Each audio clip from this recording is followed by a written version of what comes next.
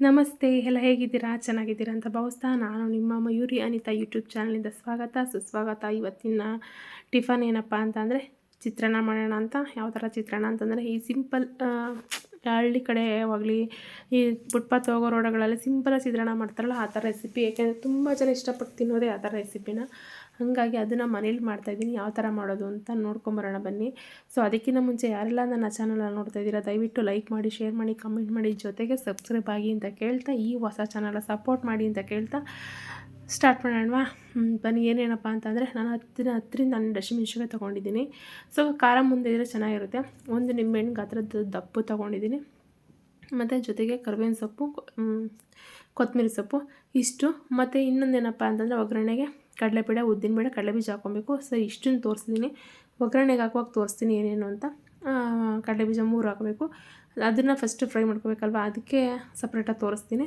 ಒಗ್ಗರಣೆ ಮಾಮೂಲಿ ಸಾಸಿವೆ, ಜೀರಿಗೆ ಇಷ್ಟು ಬೇಕು ನಮಗೆ ಚಿತ್ರಾನ್ನ ಮಾಡೋಕ್ಕೆ. ತುಂಬ ಅಂದರೆ ತುಂಬ ಟೇಸ್ಟಿಯಾಗಿರುತ್ತೆ. ಸೊ ಇದನ್ನು ಫ್ರಿಜ್ಜಲ್ಲಿ ಇಟ್ಕೊಂಡು ಇಲ್ಲ ಅಂದರೆ 3-4 ದಿನ ತಿನ್ಬೋದು. ನಾನು ಮಾಡ್ತಾ ಇರೋದು ಇಲ್ಲ ಅಂದರೆ 7ರಿಂದ 8 ಜನಕ್ಕೆ ಆಗುವಷ್ಟು ಜನಕ್ಕೆ ಒನ್ ಟೈಮ್ಗೆ ಆಗುವಷ್ಟು ಆ ಥರ ಮಾಡ್ತಾಯಿರೋದು. ತುಂಬ ಅದ್ಭುತವಾಗಿ ರುಚಿಯಾಗಿರುತ್ತೆ. ಸೊ ಇನ್ನೊಂದು ಇದ್ರಲ್ಲಿ ಸ್ಪೆಷಲ್ ಏನಪ್ಪ ಅಂತ ಅಂದರೆ ಬನ್ನಿ ನೋಡ್ತಾ ಹೇಳೋಣ, ಸ್ಟಾರ್ಟ್ ಮಾಡೋಣ. ಸೊ ಮೊದಲಿಗೆ ನಾನು ಹಾಕ್ತಾಯಿರೋದು ಬಾಣಲಿ ಮಡಗು ಎಣ್ಣೆ ಕಾದಿತ್ತು. ಬಾಣಲಿ ಕಾದಿತ್ತು, ಅದಕ್ಕೆ ಎಣ್ಣೆ ಹಾಕಿದ್ರಿ. ಇದು ಮಾಡ್ತಾಯಿರೋದು ಫಸ್ಟಾಗಿ ಹೇಳಿದಾಗೆ 7ರಿಂದ 8 ಜನಕ್ಕೆ ನೆನಪಲ್ಲಿ ಇಟ್ಕೊಳ್ಳಿ. ಯಾಕೆ ಅಂತಾರೆ ಎಣ್ಣೆ ಜಾಸ್ತಿ ಹಾಕ್ಬಿಡ್ತಾಯಿದ್ದೀರಾ ಅಂತ ಅಂದ್ಕೊಬೇಡಿ. ಸೊ 7ರಿಂದ 8 ಜನಕ್ಕೆ ಫೈನಲಿ ಕಡಲೆಬೇಳೆ, ಉದ್ದಿನಬೇಳೆ ಮತ್ತು ಕಡಲೆಬೀಜ 3 ಫ್ರೈ ಮಾಡ್ಕೊಂಡಾದಮೇಲೆ ಚೆನ್ನಾಗಿ ಫ್ರೈ ಆದಮೇಲೆ ಇದು ಮಾಡ್ಕೊಬೇಕು. ಯಾವ ಥರ ಫ್ರೈ ಮಾಡ್ಕೊಬೇಕು ಅಂದರೆ ಇದರಲ್ಲೂ ಇದೆ. ಯಾಕೆ ಅಂತಂದರೆ ಜಾಸ್ತಿ ಸೀಸಬಾರ್ದು, ಜಾಸ್ತಿ ಕಟುಮ್ ಅಂತಲೇ ಇರಬಾರ್ದು. ಒಂದು ಹದವಾಗಿ ಫ್ರೈ ಮಾಡಬೇಕು, ಆವಾಗಲೇ ಟೇಸ್ಟ್ ಬರೋದು. ಯಾಕೆಂದರೆ ಅದು ಕಲಸಿ ನಾವು ಹುಳಿ ಬಿಟ್ಟಾಗಲೂ ಅದೇ ಕಾಳು ಟೇಸ್ಟು ಅದೇ ಇರುತ್ತೆ. ಇನ್ನೂ ತಿನ್ನಬೇಕು ಅನಿಸುತ್ತೆ, ಬಾಯಿಗೆ ಮಧ್ಯೆ ಸಿಗುತ್ತಲ್ಲ, ಆ ಟೇಸ್ಟೇ ಬೇರೆ. ಸೊ ಅದನ್ನು ಚೆನ್ನಾಗಿ ಫ್ರೈ ಮಾಡ್ಕೊಬೇಕು. ಯಾವ ಥರ ಅಂದರೆ ಕಡಲೆಬೀಜ 2 ಹೋಳು ಆಗಬೇಕಷ್ಟೇ. 2 ಹೋಳಿದ ತಕ್ಷಣ ಪಟ್ನ ಅಂತ ಎತ್ಬಿಡಬೇಕು. ಈಗ ಅದೇ ಮಾಡ್ತಾ ಇರೋದು. ಇದಕ್ಕೆ ನಾನು ಕಾಂಬಿನೇಷನ್ ಏನು ಮಾಡ್ತಾಯಿದ್ದೀನಿ ಅಂತಂದರೆ ಯಾವ ಸಣ್ಣ ಅಕ್ಕಿ ಏನೂ ಹಾಕಿಲ್ಲ, ಸೋನಾ ಮಸೂರಿ ಏನೂ ಹಾಕಿಲ್ಲ.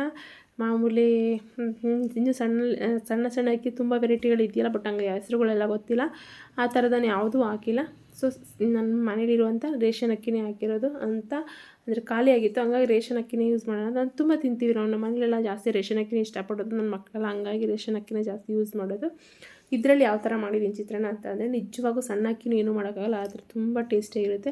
ಸೊ ಇದು ಇಲ್ಲದೇ ಇರೋ ಮನೇಲಿ ಅಡ್ಜಸ್ಟ್ ಮಾಡಿಕೊಂಡು ಈ ಥರನೇ ಊಟ ತಿನ್ನಬೇಕು, ಆ ಥರನೇ ಊಟ ತಿನ್ನಬೇಕು ಅಂತ ಆಸೆಗಳಿರುತ್ತಲ್ಲ, ಅದನ್ನೆಲ್ಲ ನಾವು ಪೂರೈಸ್ಕೋಬೋದು. ನನ್ನ ಅನಿಸಿಕೆ ಆ ಥರ, ನಿಮ್ಮ ಅನಿಸಿಕೆ ಯಾವ ಥರ ಅಂತ ಹೇಳಿ. ಸೊ ನಾನು ಮಾಡ್ತಿರೋದು ಆ ಇದನ್ನೇ. ಫೈನಲಿ ಇದೆಲ್ಲ ಕರ್ದಿದ್ದಾಯಿತು ನೋಡಿ, ಈ ಥರ ಬಂದಿದೆ. ಸೊ ಇದೆಲ್ಲ ಕರ್ದಿದ್ದಾದಮೇಲೆ ಇದಕ್ಕೆ ಒಗ್ಗರಣೆಗೆ ಹಾಕ್ತೀನಿ. ತುಂಬ ಅಂದರೆ ತುಂಬ ಚೆನ್ನಾಗಿರುತ್ತೆ ನಿಜ. ನನ್ನ ಮಕ್ಕಳು ಅದನ್ನೇ ಅಂತಿಲ್ಲ. ನನ್ನ ಮಕ್ಕಳಿಗೆ ಅಂದರೆ ನಾನು ತುಂಬ ವೆರೈಟಿ ಚಿತ್ರಾನ್ನ ಮಾಡ್ತೀನಿ, ಇದೊಂದೇ ಅಂತಲ್ಲ. ಮಾಮೂಲಿ ಎಲ್ಲ ಥರದ್ದು ಮಾಡ್ತೀನಿ. 3-4 ಥರ ವೆರೈಟಿಯಾಗಿ ಚಿತ್ರಾನ್ನ ಮಾಡ್ತೀನಿ. ಕಾಯಿ ಚಿತ್ರಾನ್ನ ಆಗ್ಬೋದು, ಮಸಾಲೆ ಚಿತ್ರಾನ್ನ ಆಗ್ಬೋದು, ತರಕಾರಿ ಚಿತ್ರಾನ್ನ ಆಗ್ಬೋದು, ಈರುಳ್ಳಿಕಾಯಿ ಚಿತ್ರಾನ್ನ ಆಗ್ಬೋದು, ಬರೀ ಈರುಳ್ಳಿ ಚಿತ್ರಾನ್ನ ಆಗ್ಬೋದು. ಹಿಂಗೆ ವೆರೈಟಿಯಾಗಿ ಡಿಫ್ರೆಂಟಾಗಿ ಮಾಡ್ತೀನಿ. ಸೊ ತುಂಬ ಟೇಸ್ಟ್, ಒಂದೊಂದು ಅದು ಟೇಸ್ಟ್ ಬೇರೆ ಕೊಡುತ್ತೆ. ಸೊ ತುಂಬ ಇಷ್ಟ ಆಗುತ್ತೆ. ಬೆಳ್ಳುಳ್ಳಿ ಹಾಕೆಲ್ಲ ಮಾಡ್ಬೋದು. ನಿಮಗೆಲ್ಲ ಯಾವ್ದು ಕಮೆಂಟ್ ಮಾಡಿ, ನಿಜ ಈ ವಿಡಿಯೋ ನೋಡಿದ್ರೆ ಕಮೆಂಟ್ ಮಾಡಿ. ನಿಮಗೇನಾದರೂ ಅಂದರೆ ನಾವು ನಾಟಿ ಸ್ಟೈಲ್ ಜಾಸ್ತಿ, ಸೊ ಇರೋದನ್ನ ಹೇಳ್ತೀನಿ. ನಾವು ಫಾರಮ್ ಡಿಫ್ರೆಂಟಾಗಿ ಮಾಡುವಂಥ ಅಡುಗೆಗಳೇನಿಲ್ಲ, ನಾಟಿ ಸ್ಟೈಲಲ್ಲಿ ಮಾಡುವಂಥದ್ದು. ಸೊ ಬನ್ನಿ ಏನೇನು ಹಾಕಿದ್ದೀನಿ ಅಂತ ನೀವು ನೋಡ್ತಾ ಇರ್ಬೋದು. ಸಾಸಿವೆ ಹಾಕ್ತೆ, ಜೀರಿಗೆ ಹಾಕ್ತೆ, ಹಸಿಮೆಣ್ಸಿನ್ಕಾಯಿ ಹಾಕ್ತೆ. ಇದು ಸ್ವಲ್ಪ ಫ್ರೈ ಆಗಬೇಕು. ಫ್ರೈ ಆದಮೇಲೆ ನೆಕ್ಸ್ಟ್ ಮಾಡುವಂಥದ್ದು ಏನಿಲ್ಲ, ಕರಿಬೇವಿನ ಸೊಪ್ಪು ಆದಮೇಲೆ ಚೆನ್ನಾಗಿ ಸ್ವಲ್ಪ ಬಾಡಿಸ್ಕೊಬೇಕು. ಜಾಸ್ತಿ ಸೀಸಬಾರ್ದು ಯಾವ್ದು ಅಷ್ಟೇ. ಹಸಿಮೆಣ್ಸಿನ್ಕಾಯಿ ಚೆನ್ನಾಗಿ ಫ್ರೈ ಆದಮೇಲೆ ತಕ್ಷಣ ಹಾಕಬೇಕು, ಅಂದರೆ ಲೇಟಾಗಿ ಹಾಕಬೇಕು. ಚೂರು ಅರಿಶಿನ, ಯಾಕೆ ಅಂತಂದರೆ ಅದು ಕರಿಬೇವಿನ ಸೊಪ್ಪು ಚೆನ್ನಾಗಿ ಸೀದ್ಬಿಟ್ರೆ ಚೆನ್ನಾಗಿರಲ್ಲ, ಟೇಸ್ಟಿಯಾಗಿರಲ್ಲ. ಅದಕ್ಕೆ ಸ್ವಲ್ಪ ಹಾಕ್ಕೊಳ್ಳೋದು. ರುಚಿಗೆ ತಕ್ಕಷ್ಟು ಉಪ್ಪು ನಮ್ಗೆ ಬೇಕಾದ್ರೆ ನೋಡ್ಕೊಂಡು ಹಾಕ್ಕೋಬೋದು, ಯಾಕೆಂದರೆ ಸ್ವಲ್ಪ ಎಣ್ಣೆ ಜಾಸ್ತಿ ಇರುತ್ತಲ್ಲ, ಅದನ್ನು ನೋಡ್ಕೊಂಡು ಹಾಕ್ಕೋಬೋದು. ಇಷ್ಟನ್ನ ಹಾಕಿ ಸ್ವಲ್ಪ ಫ್ರೈ ಆದಮೇಲೆ ಒಂದು 2 ನಿಮಿಷ ಆಫ್ ಮಾಡಿಬಿಡ್ಬೇಕು. ಇಷ್ಟೇ ಚಿತ್ರಾನ್ನ, ಸಿಂಪಲ್ಲು. 2 ನಿಮಿಷ ನೋಡಿದ್ರೆ 2 ನಿಮಿಷದಲ್ಲಿ ಪಟ್ಟಂತ ಆಯಿತಾ. ಲಾಸ್ಟಲ್ಲಿ ಆಫ್ ಮಾಡಿದ್ದೀನಿ. ಇದನ್ನು ಆಫ್ ಮಾಡಾದ್ಮೇಲೆ ನಾನು ಕೊತ್ತಂಬರಿ ಸೊಪ್ಪು ಹಾಕ್ತಾಯಿದ್ದೀನಿ. ಕೊತ್ತಂಬರಿ ಸೊಪ್ಪು ಹಾಕ್ಬಿಟ್ಟು ಸ್ವಲ್ಪ ತಿರುಗಿಬಿಟ್ಟು ಇಟ್ಬಿಡ್ಬೇಕು. ಯಾಕೆಂದರೆ ಕೊತ್ತಂಬರಿ ಸೊಪ್ಪು ಲಾಸ್ಟಲ್ಲಿ ಇನ್ನೂ ಕಲಸುವಾಗ ಹಾಕ್ಕೊಂಡು ಇನ್ನೂ ಡಿಫ್ರೆಂಟಾಗಿರುತ್ತೆ. ಬಟ್ ನಾನು ಅದರಲ್ಲಿ ಹಾಕ್ತಾಯಿದ್ದೀನಿ. ಇದನ್ನು ಹಾಕಿದ್ಮೇಲೆ ಅಷ್ಟಕ್ಕೆ 2 ನಿಮಿಷ ಆಗಿರುತ್ತಾ, ನಿಂಬೆ ಹುಳಿನ ಬಿಡಬೇಕು. ಮೇನ್ ಆಫ್ ಮಾಡಿ ಸ್ಟವ್ ಎಲ್ಲ ಆಫ್ ಮಾಡಾದಮೇಲೆ 2 ನಿಮಿಷ ಆದಮೇಲೆ ನಿಂಬೆ ಹುಳಿ ಬಿಡ್ಬೇಕು. ಯಾವತ್ತು ಅದೇ ಟೇಸ್ಟೇ ಬೇರೆ, ಅವಾಗ ಟೇಸ್ಟೇ ಬರುತ್ತೆ. ನಾವು ಜೊತೆಲೇ ಎಲ್ಲ ಬಿಟ್ಬಿಡೋಕೆ ಹೋದರೆ ಒಂದು ಟೇಸ್ಟ್ ಚೆನ್ನಾಗಿರಲ್ಲ, ತುಂಬ ಒಂಥರ ಹದ್ಗೆಡ್ದಂಗೆ ಆಗುತ್ತೆ.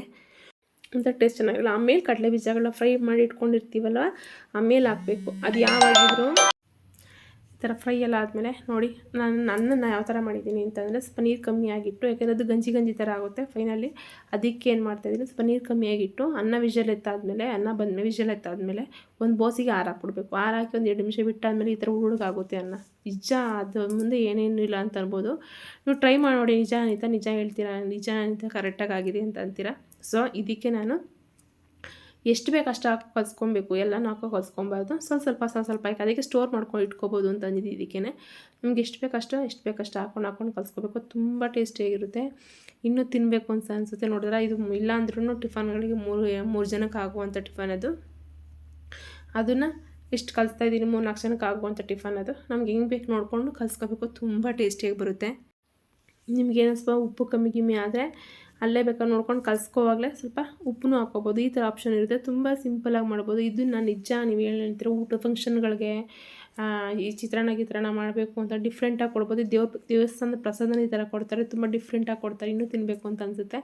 ಸೊ ಬೇಕಂದಿದ್ದಕ್ಕೆ ಸಾಸಿವೆ ಸ್ವಲ್ಪ ಇನ್ನೂ ಸ್ವಲ್ಪ ಜಾಸ್ತಿ ಹಾಕ್ಕೊಂಡ್ರೆ ಇನ್ನೂ ಸೇಮ್ ದೇವಸ್ಥಾನದಲ್ಲಿ ಹೆಂಗೆ ಕೊಡ್ತಾರೆ ಪ್ರಸಾದನ ಆ ಥರ ಡಿಟೋ ಇರುತ್ತೆ. ಸೊ ಟ್ರೈ ಮಾಡಿ ನೋಡಿ. ತುಂಬ ಟೇಸ್ಟಿಯಾಗಿ ಅದ್ಭುತವಾಗಿರುತ್ತೆ. ಇವೆಲ್ಲ ಸಿಂಪಲ್ ರೆಸಿಪಿಗಳು. ನನ್ನ ಚಾನಲಲ್ಲಿ ಆ ಥರ ಯೂಸ್ ಮಾಡಬೇಕು ಅಂದರೆ ನಾಟಿ ಸ್ಟೈಲ್ ಪ್ಯೂರ್ ನಾಟಿ ಸ್ಟೈಲೆಲ್ಲ ಮಾಡೋಣ ಅಂತ ನಾನು ಸ್ಟಾರ್ಟ್ ಮಾಡಿರೋದು. ಸೊ ನಿಮಗೆಲ್ಲ ಯಾವ್ಯಾವ ಥರ ಅಡುಗೆ ಬೇಕು ಅಂತೇಳಿ ನಾಟಿ ಸ್ಟೈಲೆಲ್ಲ ಆ ಥರ ಮಾಡಿ ಕೊಡ್ತೀನಿ. ನಮ್ಗೆ ಗೊತ್ತಿರುವಂಥ ನಮ್ಮ ರಾಮನಗರ ಸೈಡ್, ಚನ್ನಪಟ್ಟಣ ಸೈಡ್ ಅಡುಗೆ ಯಾವ ಥರ ಬೇಕೋ ಆ ಥರ ಕೊಡ್ತೀನಿ. ಮಂಡ್ಯ ಸ್ಟೈಲ್ ಅಡುಗೆನೂ ಬರುತ್ತೆ. ಟೋಟಲಿ ಈ ಥರ ಇರುತ್ತೆ. ಚಿತ್ರಾನ್ನ ನೋಡ್ಬೋದು ಎಷ್ಟು ಕಲರ್ಫುಲ್ಲಾಗಿ ಚೆನ್ನಾಗಿ ಕಾಣಿಸ್ತಾ ಇದೆ ಅಂದರೆ ನಾನು ಲೈಟಾಗಿ ಹಾಕಿದ್ದೀನಿ ಅರಿಶಿನ. ನಿಮ್ಗೆ ಬೇಕು ಅಂದರೆ ಹಾಕ್ಕೋಬೋದು. ಸೊ ಈ ತಟ್ಟೆಗೆ ಸರ್ವ್ ಮಾಡ್ತಾಯಿದ್ದೀನಿ. ನಿಜ ನೀವೇನೇ ಹೇಳಿ ನನ್ನ ಕೈಗೆ ಅನ್ನನ ಅಂಟುತ್ತಾ ಇರಲಿಲ್ಲ, ಅಷ್ಟು ತುಂಬ ಚೆನ್ನಾಗಿತ್ತು. ಏನು ಅಂತ ಯಾರಿಗಾದ್ರೂ ಗೆಸ್ಟ್ ಬಂದರೂ ಅರ್ಜೆಂಟಾಗಿ ಏನೂ ಇಲ್ಲ ಅಂದಾಗ ಬಡಿಸ್ಬೋದು. ಆ ಥರ ತುಂಬ ಡಿಫ್ರೆಂಟಾಗಿರುತ್ತೆ. ಸೊ ಇದಾಗಿತ್ತು ನಮ್ಮ ಚಿತ್ರಾನ್ನ. ನಿಮಗೆ ಇಷ್ಟ ಆಗಿದ್ರೆ ಲೈಕ್ ಮಾಡಿ, ಶೇರ್ ಮಾಡಿ, ಕಮೆಂಟ್ ಮಾಡಿ ಅಂತ ಹೇಳ್ತಾ ನೆಕ್ಸ್ಟು ಒಂದು ಒಳ್ಳೆ ಅಡುಗೆ ಜೊತೆಗೆ ಸಿಗೋಣ. ನಮಸ್ತೆ. ಅದಕ್ಕೂ ಮುಂಚೆ ಯಾರೆಲ್ಲ ನನ್ನ ವೀಡಿಯೋ ನೋಡ್ತಾ ಇದ್ದೀರಾ ದಯವಿಟ್ಟು ಲೈಕ್ ಮಾಡಿ, ಶೇರ್ ಮಾಡಿ, ಕಮೆಂಟ್ ಮಾಡಿ, ಜೊತೆಗೆ ಸಬ್ಸ್ಕ್ರೈಬ್ ಆಗಿ ಅಂತ ಹೇಳ್ತಾ ಈ ವಿಡಿಯೋನ ಮುಗಿಸ್ತಾ ಇದ್ದೀನಿ. ನೋಡ್ತಾ ಇದ್ದೀರಲ್ವ ಚಿತ್ರಾನ್ನ ಯಾವ ಥರ ಇದೆ ಅಂತ ಕಮೆಂಟ್ ಮಾಡಿ ಆಯಿತಾ. ಇದಕ್ಕೆ ಗೋಡಂಬಿನೂ ಹಾಕ್ಬೋದು, ನಿಮ್ಮ ಇಷ್ಟ. ಬಟ್ ತುಂಬ ಸೂಪರಾಗಿರುತ್ತೆ. ನಿಜ ತಿಂದು ನೋಡಿ ಅಂತ ಹೇಳ್ತಾ ಈ ವಿಡಿಯೋನ ಮುಗಿಸ್ತಾ ಇದ್ದೀನಿ. ಸೊ ನನಗೆ ಅದನ್ನೇ ಹೇಳ್ತಾಯಿಲ್ಲ, ವಾಯ್ಸ್ ಓವರ್ ಫಸ್ಟು ಮುಂಚೆ ಎಲ್ಲ ವಾಯ್ಸ್ ಕೊಟ್ಟೆ ಮಾತಾಡಿದೆ. ಬಟ್ ಸೌಂಡ್ ಜಾಸ್ತಿ ಇದರಿಂದ ವಾಯ್ಸ್ ಓವರ್ ಕೊಟ್ಟೆ. ಇಲ್ಲಿಗೆ ಈ ವಿಡಿಯೋ ಮುಗಿಸ್ತಾ ಇದ್ದೀನಿ. ನೋಡಿ